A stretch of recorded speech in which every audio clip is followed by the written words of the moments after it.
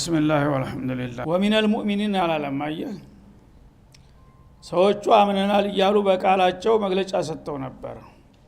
አላህ ግን ወሚነን ናስ ብሎ ተገለጻቸው ማለት ነው።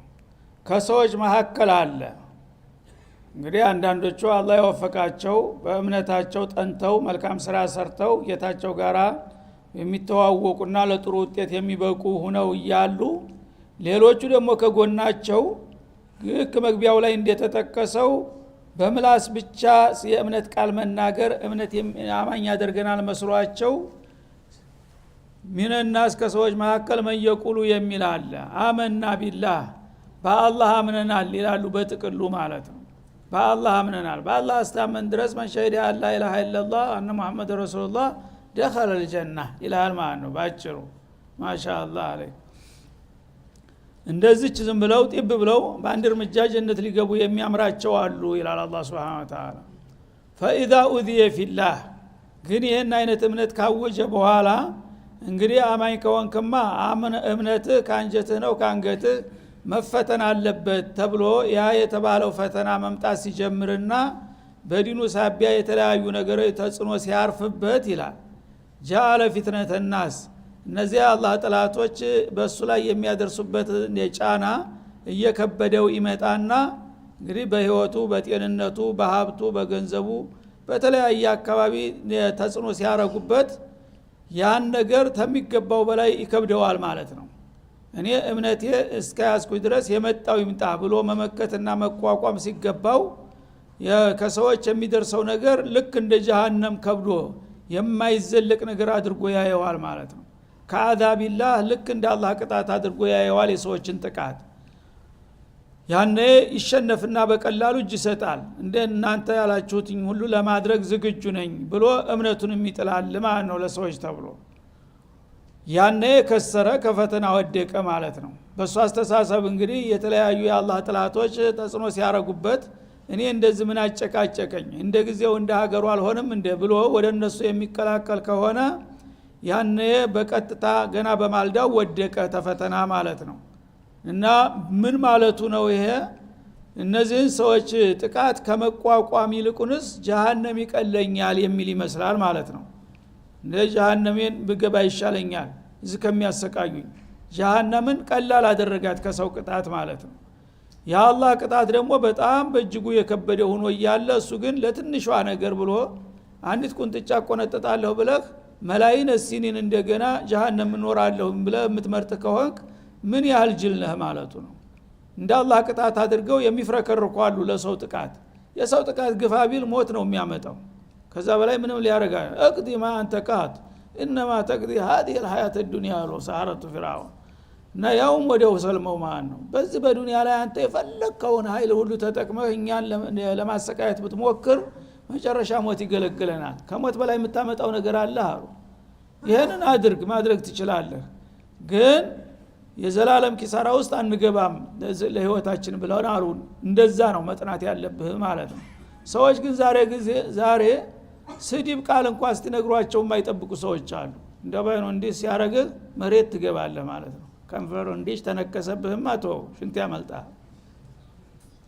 እንደ አንድ ቀን አንድ አለንጋ ሲቀምስ ያልሰራውን ሁሉ በህይወቱ ትዝ ያላለውን ሁሉ ይለፈልፋል ማለት ነው። ምን አይነት እምነት ነው? ሙጅሪሞች እኮ በኢጅራማቸው ላይ ሱብሃንአላህ በአለም ላይ ታወቁ ማፊያዎች ሲቀጠቀጡ ሚስጥር ያወጡ።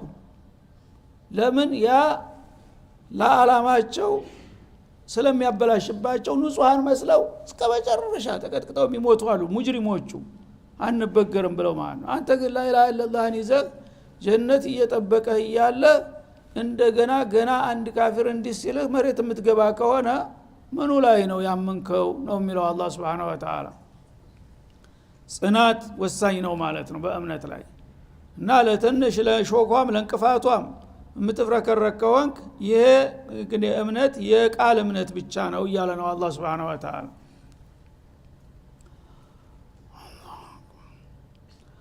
አመና ቢላህ فاذا اوذي في الله በአላህ ዲን ሳቢያ አንድ ዶረር ችግር በሚደርሰውና በሚቃጣበት ጊዜ ጃአለ ፊትነተ الناس ሰዎች የሚያደርሱበትን ፍጡሮች የሚያደርሱበትን ፈተናና ጥቃት ከአዛቢላህ እንደ አላህ ቅጣት አክብዶ የማይወጡትና የማይዘለቅ መስሎት ወዳውኑ ለኩፍር እጅ የሚሰጣል ይላል።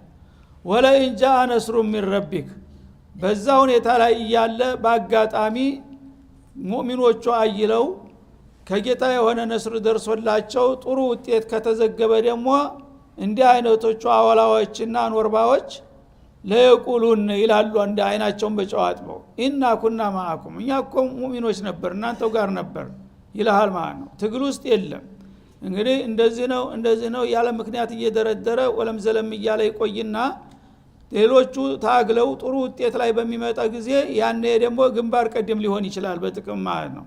እና እኛም እኮ በተለያየ ዘዴ በስልት ታግለናል እኛም ከጎናችሁ ነበር ምን አደረጋችሁልን ማለት ይጀምራል ማለት ነው። አሁን እና ኩና ማአኩም እኛም ከናንተ ጋር ነበር ሙስሊም ከተባለ ሙስሊም ነው አልሙስሊሙ ለልሙስሊም ተብሏል አይደለም እንደ ይልሃል ማለት ነው። አወለይስ አላሁ ቢአለመ ቢማ ፊ ሱዱር العالمين አለ አላህ Subhanahu Wa Ta'ala። አሁን በቃልማ ነበር ካብረህ ነበር ግን አላህ Subhanahu Wa Ta'ala በእያንዳንዱ የሰው ልጅ ልብ ውስጥ ያለን ምስጢር አያቅም መሰለህን ይላል አላህ።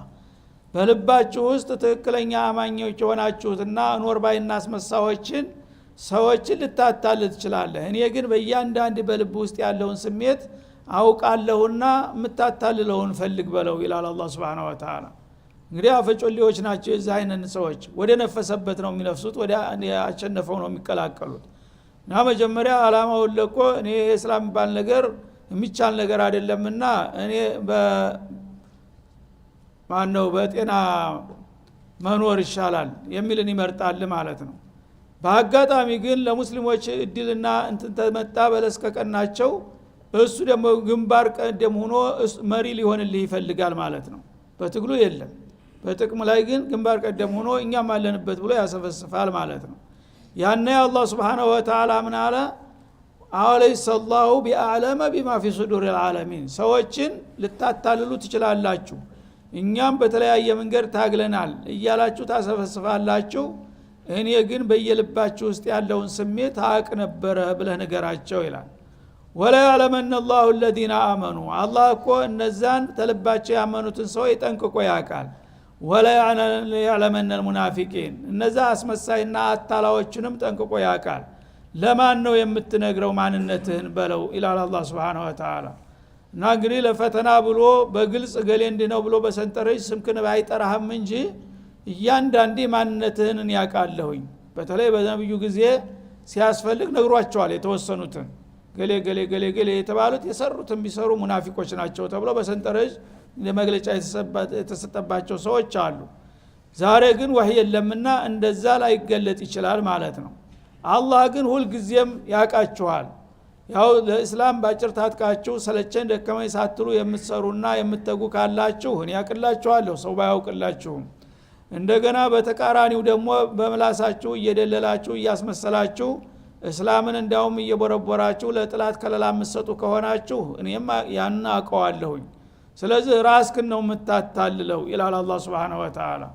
እና ይሄንን እንግዲህ ያውቆ ማንኛውም ሰው በዚህ ህይወት ላይ የፈተና መድረክ ናትና የምትሰራና የምታወራው ብቻ ሳይሆን ቢማ ፊ ሱዱር العالمين በደረት ውስጥ ያለችን ስሜትና ትሬታ አቃታለሁ ታዘባለሁ ከታተላለሁና ጠንቀቅ ማለት ይበጃል እያለ ነው ማለት ነው። وقال الذين كفروا እነዛ የካዱት ደግሞ ولا يعلمن الله الذين آمنوا እነዚያን ከልባቸው ያመኑትንና በተግባር ያረጋገጡትን ሰዎች አላህ ጠንቅቆ ያቃቸዋል ያያቸዋል እንቅስቃሴን በቅርብ ይከታተላቸዋል ማለት ነው። ወላ ያለመን المنافقين አታላይና አስመሳዎችንም እንደዛው ጠንቅቆ ያቃቸዋል ይታዘባቸዋል። ይህንን አውቃችሁ ሁላችሁም የሚያዋጣችሁን ያዙ ነው።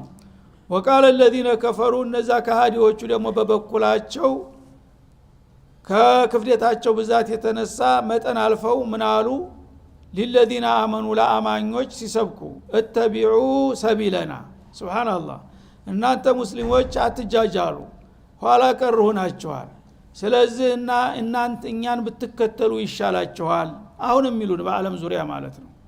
እንግዲህ እነሱ እያባሉ እነሱ እያልፈሰፈሱ እነሱ እያዳከሙን እየበታተኑን በሌላ በኩል ደግሞ በጅምላ ሆ ብለን እንድንገባላቸው መግለጫ ይሰጡናል ጭራሹን ማለት ነው። እተቢዑ ሰቢለና የሚያዋጣችሁ ኩፍር ነውና የኛን መንገድ ተከተሉ። እስላም እያልክ ከሁለቱ ማጣ በዱንያም ያው ጭራ ሆነሃል ኋላ ቀርነህ በዛኛው ዓለም እናንተ አላህ ይወድናል ትላላችሁ እንጂ ቢወዳችሁ ኑሮ መች እንደዚህ ተወድቁ ነበር። ስለዚህ እኛን ነውና የወደደን እድገት ብልጽግና ከፈለጋችሁ እኛ ጋር መቀላቀል አለባችሁ ይሏችኋል ምንም ሳይፈሩ ሳያፍሩ ይላል አላህ Subhanahu Wa Ta'ala። እና ይሄንን እኛ ለጊዜያዊ ኑሮ ብለን ለጥቅም ብለን ለስልጣን ብለን ወደ እናንተ ብንቀላቀል አላህ ይቆጣብናል አይደለም እንዴ አላህ ይቀጣናል አይደለም እንዴ ስትሏቸው ደግሞ ለዛም ዶማን ይሰጧቸዋል እንዲያውም ተነጭራሹ ማለት ነው። እተቢዑ ሰቢለና የኛን መንገድ ከተከተላችሁ እስላምን የሚባል ነገር አሽቀንጥራችሁ ጥላችሁ እኛ ጋር የምትቀላቀሉ ከሆናችሁ በዛ ነገር ጌታ የሚቆጣና የሚጠይቅ እንኳን ከሆነ ፈርዶን አሉ ወልነህሚል ኸጣያኩም እኛ ወንጀላችሁን እንሸከምላችኋለን። እንደዚህ ነው አሁን እያሉ ያሉት። እኛ ጋር ተቀላቀሉና ከዛ በኋላ በዚህ ነገር የሚመጣባችሁን ነገር እኛ ኃላፊነት እንወስዳለን ይሏችኋል ማለት ነው። ወማ ሁም ቢሐሚሊነ ሚን ኸጣያሁም ይላል አላህ። እነሱ እንዲህ ይበሉ እንጂ እነሱ ግን በተጨባጭ የነዛን የሚያወናብዷቸውን የዋሆች ወንጀል መሸከም አይችሉም። የራሱን ወንጀልም መሸከም አይችልም እንኳን ያንተን ደርቦ ሊሸከም ይላል አላህ Subhanahu Wa Ta'ala። ምን ያህል አቅም አለው እንግዲህ እነዚህን ለማተላልና ይዞ ለመጥፋት ማለት ነው። የህቅዳቸው የጥላቻቸው ብዛት እኛ እዚህ በዱንያ ላይ ኑሮ እንዲያንካፈላቸው ነው አሁን የሚረባረቡት ያሉት። ተዛ አልፈው እስላም ሐቅ መሆኑን ያውቃሉ። እኛ በዚህ በዱንያ ላይ ያው በውጣው ረድ ያልፈን ጀነት እንዲገባ አይፈልጉም ማለት ነው። የሚመቀኙን ስለዛ ዓለም ብቻ አይደለም ስለዛኛው ዓለም እኔ ያጣሁትን ጀነት ሙስሊም እንዴት ያገኘዋል? እኔ ያላመለጥኩት ጀሃነም ደግሞ እሱ እንዴት ያመልጣል? የጥላቻቸው ብዛት ምን ያህል እንደሆነ እኛ እዚህ ዱንያ ብቻ ያለውን ተጽዕኖ ነው የምናየው ያለ ነው። እነሱ ግን በጣም አርቀው ነው የሚያስቡት ማለት ነው። እና ሙስሊሞች በዚህ በእምነታቸው እንደዚህ ተጎሳጥለው ተዲያክመው በተቆዩና በዚህ ላይ መሞት ከቻሉ በያው በመጨረሻው ዓለም አቸነፉን ማለት ነው። እነሱ ጀነት እኛ ጀሃነም ልንገባ ነው አይደረግም አሉ። እዚህም የኔ አሽከር ነው እንደፈለኩ ነው ማተራምሰው እንደፈለኩ እንትን በአበጣ ብቻው እናንተ በያው አንድ ፋይዳ እንዳይሰራ አደርገዋለሁ አመክነዋለሁኝ። እዛኛው ዓለም ደግሞ ሲሄድ ጌታ እንዳይቀበለው አቅጣጫ ማሳት አለብን። እንዴት አድርገን በተለያየ እንግዲህ በዶቄቱ በሩዙ በዘይቱም እያባበልኩኝ በተለይ እንግዲህ ደካማ ጎን ያለውን ናቶሎ ወደኛ ግባ ኢየሱስ እኮ ነው እንደዚህ የላከልህ መሐመድ ምን አደረገልህ እያልኩኝ እየሰበኩኝ ወደኛ ኩፍር እንዲመጡ እናረጋቸዋለን። አንዳንዶቹ ትንሽ እምነታቸው ጠንከር ያሉት ግን ህሊናቸው አይፈቅድላቸውም ይከብዳቸዋል ማለት ነው። ክፍቱ በቀላሉ ይቀበላል።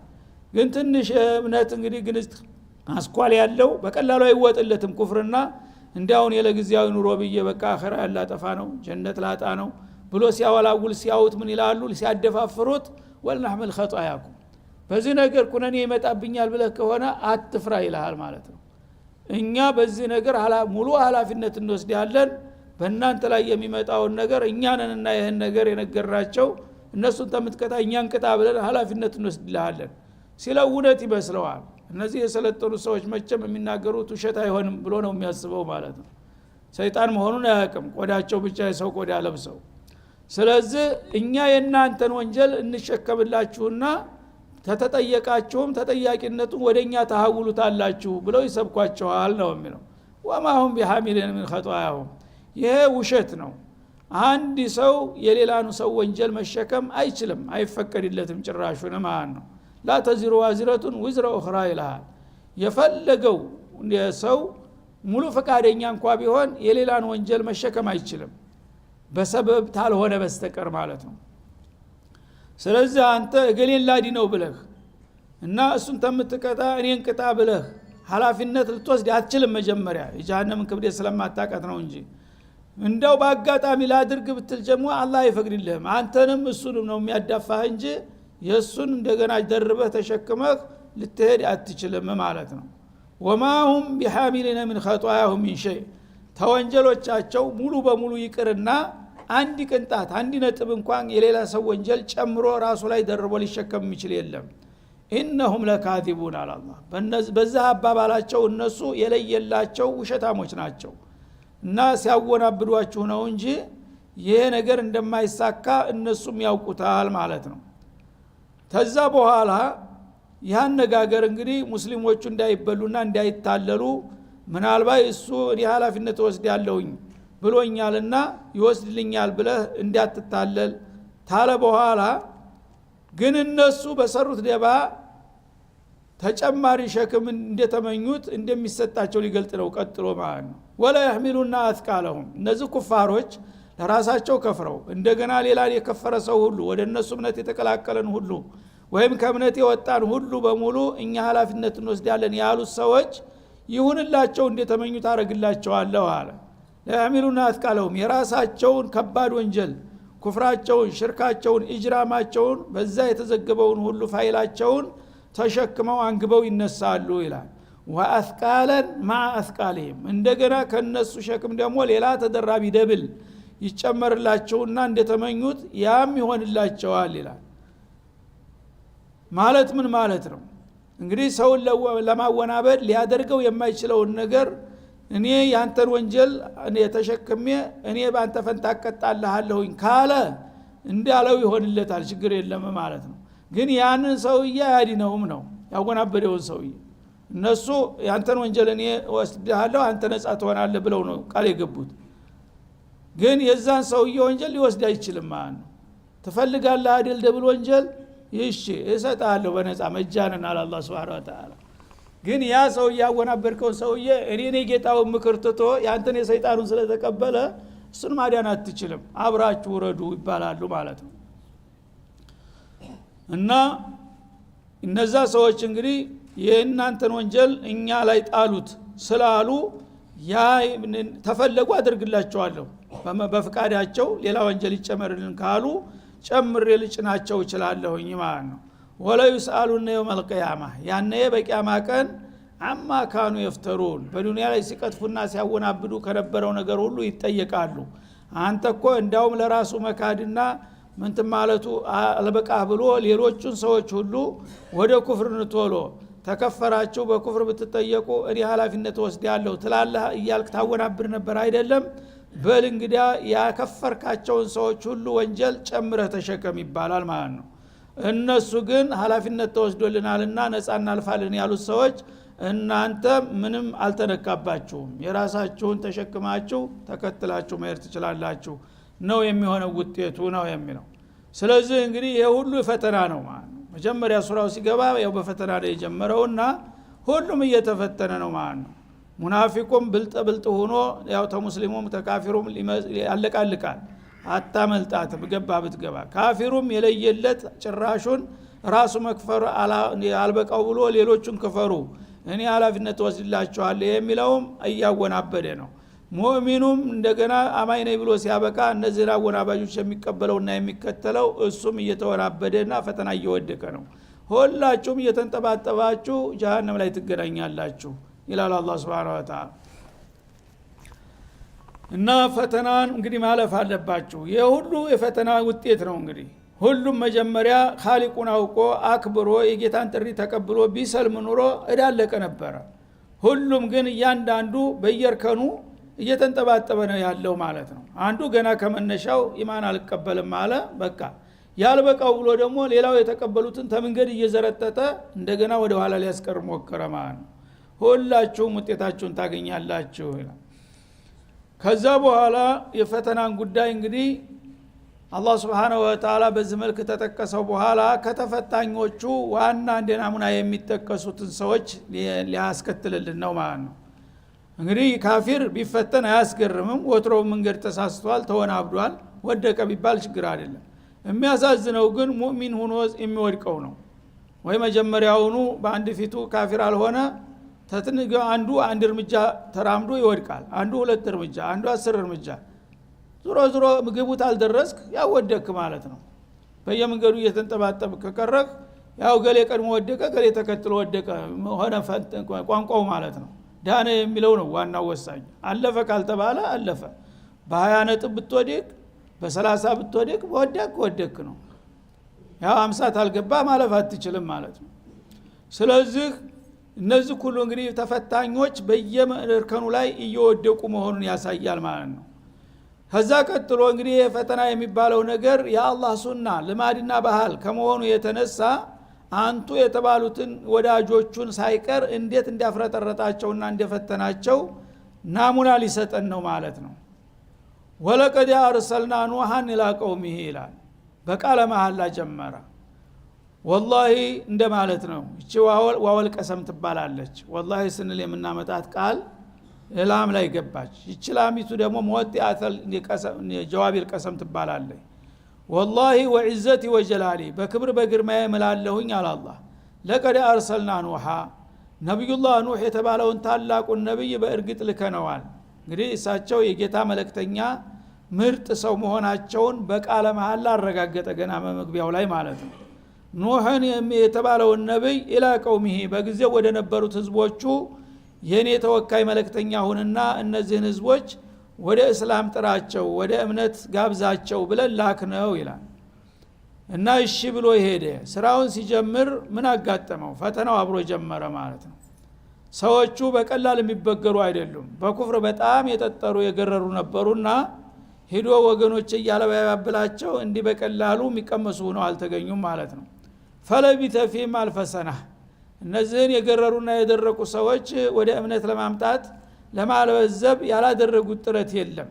ያልተቆጠበ ጥረት እያደረጉ ያው በሱረቱ ኑህ ላይ በዝርዝር እንደገለጡት ራሳቸው ዳአውቱ ቀውሚ ለይለ ወነሃራ ይላሉ።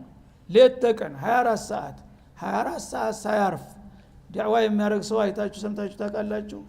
24 ሰዓት ያለ ረፍት ማለት ነው። ደግሞ እንደዚህ መስጂድ ላይ ሙከየፍ ስር ወንበር ላይ ተቀምጦ ነው፣ ረሟጫ ላይ በውሃ ጥም ላይ በራብ ላይ በቸነፈር ላይ ልብስ የለም ምን የለም። ያ ሰለቸኝ ደከመኝ ሳይል ዳአውቱ ቀውሚ ለይለ ወነሃራ ሌት ተቀን ቀኑን ያው ወገኖች እያሉ እየተከታተሉ በየሰፈሩ እየዞሩ ነው። ማን ይሰበሰብላቸዋል? በር እየቆረቆሩ ይነግሩታል። ይሄ መናጢ መጣ ሄድ እዚህ ይባላሉ፣ ይገፈተራሉ ማለት ነው። እዛም ቤት ደግሞ ይሄዳሉ።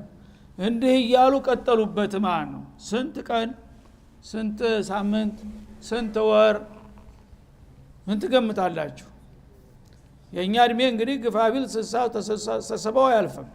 70 ዓመት 60 ዓመት ቢባል አያስገርምም። ይሄ ልዩ ሰው ነው። እርግጥ በአሁኑ ጊዜ 70 ዓመት ሙሉ ወዲያው ሰለቸ ደከመኝ ሳይል መቀጠል የሚችል ሰው አይኖርም ማለት ነው። ያ አይደለም በሳቸው ዘንዳ ማለት ነው። ፈለቢተ ፊህም አልፈሰና በዚህ ሁኔታ ላይ እያሉ ሰለቸ ደከመኝ ሳይሉ ነብዩላህ ኑህ አለይሂ ሰላቱ ወሰላም 1000 ዓመት ኢላ 50 ለ50 ዓመት ብቻ ሲቀነስበት 950 ዓመት ያለ ማቋረጥ ያለ ረፍት ሌት ተቀን ሰዎችን በመጥራትና ወደ እስላም በመጋበዝ ላይ ባተሉ ደከሙ ይላል። ከዛ በኋላ እንግዲህ ይሄ 950 ዓመት ተጠናቀቀ በኋላ ሰው ናቸውና ትግስታቸው ተሟጠጠ ማለት ነው። 950 ዓመት ሳይሆን አንድ ዓመት እንኳን ጠንክረህ ሞራልህ ከፍ ብሎ ዳዕዋ ካደረክ ማሻአላህ ነው የሚባለው ማለት። ይሄ ሁሉ ሲሆን እንግዲህ 950 ዓመት ነገ ያምናሉ ተነገ ወዲያ ይቀበላሉ በሚል ሙሉ ተስፋ ነው የሚሰብኩት ማለት ነው። እንዲያው ውርድ ተራሱ ልንገረው ብለው ሳይሆን ከልባቸው ሰለቸ ደከመኝ ሳይሉ 950 ዓመት ታገሉ ማለት ነው። ሱብሃንአላህ። ይህን መሰለ ታጋይ ወገኑ ወዳጁን እንግዲህ እንዳውሳቸውን ለማስደሰት እንኳን ብሎ የተወሰነ ሰው እንዲያምንላቸው አላደረገም።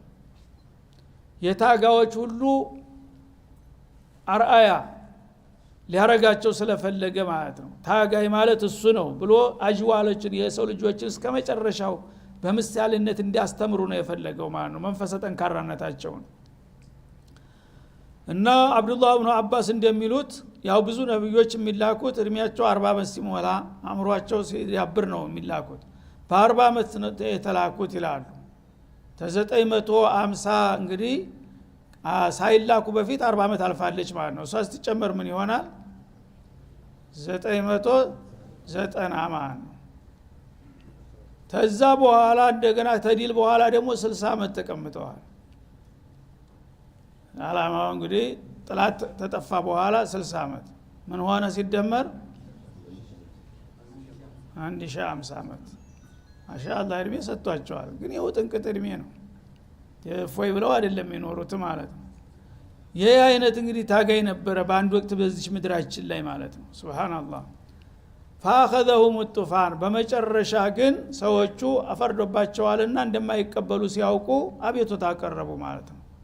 ረቢ دعوت قومي ليلا ونهارا فلم يزدهم دعائي إلا فرارا وإني كلما دعوتهم لتغفر لهم جعلوا أصابعهم في آذانهم واستغشوا ثيابهم وأصروا واستكبروا استكبارا عجيب እንዴት አይነት የገረሩ ሰዎች እሳቸው ሊጠሯቸው ሊመክሯቸው ሲመጡ አይናቸውን ይጨፍናሉ ላለማየት ይጥላቻቸው ብዛት ጆሮአቸውንም በጣታቸው ይወጥፋሉ። አጭብ እንዴ አርጎባ አንዲ ሰው ደግሞ እዛች ቦታ ዝር ትላለ ነገም ይሄዳሉ እሳቸው። ከዛ በኋላ ይሄ እኮ በሰው ምስል ሆኖ ሰይጣን ነው ምንም አይሰለቸው በለው መደብደብ ተጀመረ። ከዛ በኋላ ደግሞ ማለት ነው እና በዛ መልክ እንግዲህ ቀጠሉና ያን ሁሉ እድሜ አጠናቀቁ። በመጨረሻ ረቢ ኢኒ መግሉቡን ፈንተሲር አሉ። እንግዲህ እኔ ሰው ነኝ ዝሮ ዝሮ ምንም ብርቱ በሆንም አንድ ቀን አቅሜ መሟጠጥ አይቀርምና አሁን ገደከመኝ አሉ። ተቸንፍ ያለውና አንተ የምታደርገውን አድርግ አሉ።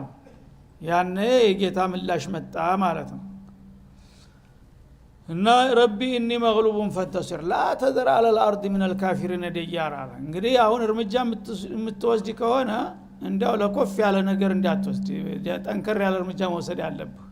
እኔ አቅሜን ሁሉ ተጠቅሜ መልእክትህን አድርሻለሁ። ከዚህ በኋላ ይሄን ሁሉ ነገር እንግዲህ ተደክሞ ውጤት እስካላመጣሁ ድረስ አንተ ደግሞ ጠርገህ ምታሉታ። በደንብ ኃላፊነታቸውን ስለተወጡ መናገርም ይችላሉ አሁን ማለት ነው። አለበለዚያ ገና ነህ ታገል ይባሉ ነበር። አሁን ጣራ ደርሰዋል እሳቸው። ላ ተዘር አለ الارض من الكافرين ديارا። በዚች ምድር ላይ አንድ ካፊር ማየት አልፈልግም ካሁን በኋላ አሉ። ደያራ ማለት متحركን በህይወት የሚንቀሳቀስ ካፊር እዚህ ምድር ላይ ማየት አልፈልግም ጠርገ ንዳ አሉ ማለት ነው። ከዛ በኋላ አላህ እንደማያውቅ ሆነው ኺብራ ተመልከት። ኺብራ በጣም የካበተ ኺብራ ስላላቸው ለአላህ ማስረዳት ጀመሩ። አንተ ግዴለህ ነው መቼም ብታቀውም አሉና ነገሩ እኮ ቸል የሚባል አይደለም እና የምትወስደው እርምጃ ምን ያህል መሆን እንዳለበት ላ ተዘር አለ الارض من الكافر انك ان تذرهم ካሁን በኋላ እነዚህ ሰዎች እዚህ ምድር ላይ ዝም ብለው ብትተዋቸው ይድሉ ዒባደክ ሁለት ፍሬ ሙእሚኖች አሉ እሳቸው ጋራ እነዚህንም እንደገና ተጣጥረው ወደ ስተት ይዘው ይሄዳሉ። ባዶ እጅህን ነው የምትቀረው ተጠንቀቅ ይሉታል ማለት ነው። ወላ የሊዱ ኢላ ፋጅረን ከፋራ። ደግሞ ከነሱ አብራክ ኸይር ያለው ልጅ ይወጣል ተብሎ ማይጠበቅም። ይሄው ኺብራቸው ነው። ይሄም ማለት 3 ትውልድ ያሳልፈዋል ይባላል። በእነሱ ዘመን በአጠቃላይ አብሬጅ የሰው ልጆች እድሜ እንደዛሬው 60 ለኛ ለነሱ 300 አመት ነው። አንድ ትውልድ 300 አመት ኖርማል መቆየት ይችላል ማለት ነው። ከዛ ደግሞ የጨመር ያለ ቀለት የሚፈናጠረው ይሄዳል ወደ 400 ይገባል ወደ 500 ይገባል ማለት ነው። ግን አንድ ትውልድ መደበኛ የሚባለው 300 አመት ነበር የሚቆየው። እሳቸው 3 ትውልድ ይጨርሰዋል ማለት ነው። እሳቸው የተወለዱበት ትውልድ ያው እየተጣጣሩ አለቀ። ያ ትውልድ ሲያልቅ ልጆቹን እያንዳንዱ በየቤቱ ኮርስ ይሰጣል። ይሄን ይሄ የሚባል መናጢ አደራ እንዲያሳስተ ልጅ እኔ እሱ ነብይ ነኝ እያለ ሁሉ ጊዜ ይጨቀጭቀናል። የተረገመ ነው፣ ሰላም አይሰጥም፣ አሸባሪ ይልሃል ማለት ነው። አንተ ምናልባት እኛ ስናልቅ እሱ ብቻ መቼ መጥፎ ሰው ቶሎ አይሞትምና አሉ። እሱ ብቻ ወደ ኋላ ሲቀር የሀገር ሽማግሌ መስሏችሁ እሱ የመከራችሁ እንዳትቀበሉ አደራ። ይሄን ብታደርግ አጥንቴ ሾክ ነው ይውጋ ልጁን ሰብስቦ ሞኝ ላኩትና አይረሳ አባዬ እንዲህ ብሎኝ ይላል። እሱ ሲያልፍ ተቀጣው ትውልድ ሲመጣ ልጆች እስቲ እናንተ ብትሻሉ እንዳው ብለው ሲመጣ ነገር ተነክቶብሻል አሉ። አባዬ እንደዛ አድርቀ አናደገለህ እኔ ልታሳምን የታባቱ ጀመረ ማለት ነው። ቀጠለ። የእሱም እድሜ ያለቀ። እሱ ደግሞ ሰብስቦ ልጆቹን እንደገና በተራው ከአባት የተቀበልኩት አደራ ነው። እኛ ጠንካሮች ነን፣ ንቁዎች ነን፣ በማንም እንበገር አይደለም። ይሄ መናጢ ሰውዬ አባቶቻችንን ሲያባሽቅ ኑሮ እሱ የውስጣውን አልሞተም። አሁንም ሰይጣን ነውና እኛ ስንሞት የሀገር ሽማግሌ መስሎ እንዳያጣላቸው አደራ ልጆች ሁለተኛው ትውልድ ደግሞ እሱም ቀጠለ ሶስተኛውም ትውልድ እንደዛ ሲመጣ አራተኛው ገቡ ማለት ነው ምክንያቱም ወደ 1000 ዓመት እየገቡ ነው አይደል 900 ዓመት ራሱ ለ3 ሲከፈል ለ3 ትውልድ ያለፈ አራተኛውን አንድ እንትን ጀምረዋል ማለት ነው ይሄ ኺብራ አላቸው ማለት ነው ተነዚህ ሰዎች ኸይረኛ ቢወለድ ኑሮ እስካሁን ለምን አይመጣም ነበር ካሁን በኋላ لا تذر على الارض من الكافرين ديارا انك ان تذرهم يضلوا عبادك ከተውካቸው ያሉትን ሁለት ፍሬ አማኞችን እንደገና ደግሞ ያጠፋቸዋልና ጠርገህ ምታካውን በኋላ ይሉታል ማለት ነው አንተ እሽ ደራክ አላላቸውም አላህ ለምን ተጅሪባ አላቸው ጥናት ታሪክ ማስተዋወት ነው ወደፊት የሚመጣው ነገር ያሳያል ማለት ነው እነሱ አቋም ይሄ ከሆነ የነሱ ልጅ ካሁን በኋላ ኸይር ያመጣል ተብሎ አይተበቀምና ውነት ያላቸው ልምድ ተነስተው ነው እሳቸው የተናገሩት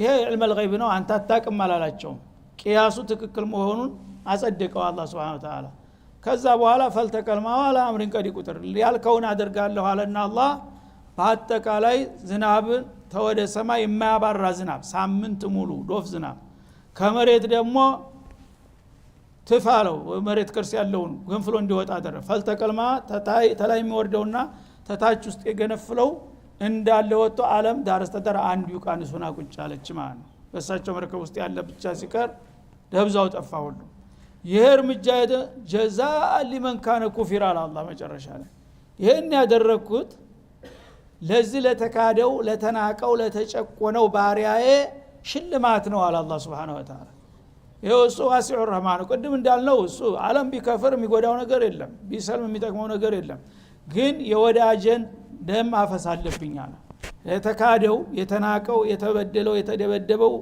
ባሪያዬን ማስደሰት ስላለብኝ ነው ይሄን እርምጃ ወስድት ይላል አላህ Subhanahu Wa Ta'ala ስለዚህ እንደዚህ አይነት እንግዲህ ታሪክ ነው ያለው የሰው ልጅ ማለት ነው ይሄን ሁሉ እንግዲህ ታወቀ አንድ ሰው ኢማን የሚባል ነገር ቀልድ አይደለም ለትንሽ ነገር እንዲሁ ዝም ብሎ ተልፈሶ የሚታለፍበት ነገር ሳይሆን የእምነት እንግዲህ ኮከቦቹ አርአያዎቹ እነዚህ ናቸው ፈቢሁዳሁም ወቅደህ የተባሉትና ይሄ ነው እምነት ማለት የሱ ጥናትና ብርታት እንደገና የጥላቶቹ ጥንካሬና ክፋት ምን ያህል እንደሆነ አሳየዋችሁ በዚህ ደረጃ ነው ያለፈው ታሪኩና አሁንም ይሄ ታሪክ በተለያየ መልኩ ይመለሳል ይደገማል እናንተም በተራችሁ ሲመጣላችሁ ፈተናውን ለመቋቋም መዘጋጀት አለባችሁ ነው የሚለው አላህ Subhanahu Wa Ta'ala فاخذهم الطوفان وهم ظالمون እነዛ ግፈኞች እንግዲህ ያን ያህል ሲያበሽቋቸው ተከረሙ በኋላ ግን በመጨረሻ ዘር ማንዘራቸው እንዳለ ተጠራርጎ ጠፋ እንደ አዲስ መሬት ባዶዋን ሆነችና የሳቸው በተሰብ ብቻ ቀረ ተዛ እንደገና በዝቶ ነው አሁን መሬትን የሞላው ማለት ነው ግን አለመታደል ያ ሁሉ ታሪክ አልፎ አሁንም ደግሞ መሬትን አስጨንቀው ሞልተዋት ያሉት የነዛ የመናጢዎቹ ዘሮች ሆኑ ማለት ነው አላህ ሰለላሁ ዐለይሂ ወሰለም